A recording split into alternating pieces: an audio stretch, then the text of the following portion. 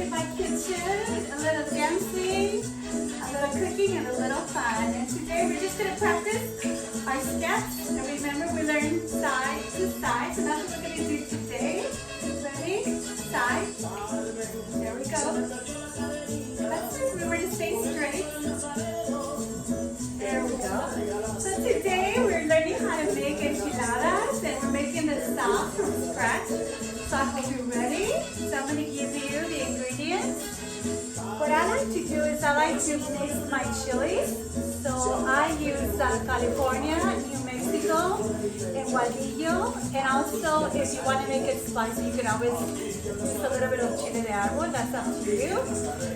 So what you do is you take 5 chilies of each kind. You take the stem off, and then you open them up, and you're going to take out all the seeds and the little veins, and then they're going to look like this. You put them all in a pan with water, and you boil them until they're soft.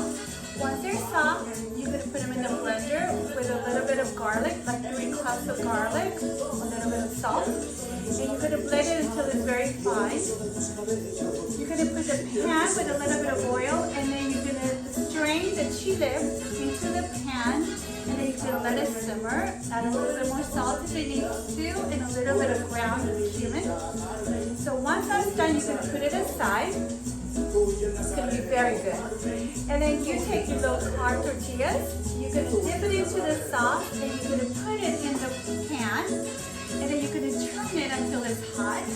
Put it on the plate, and then you're going to add a little bit of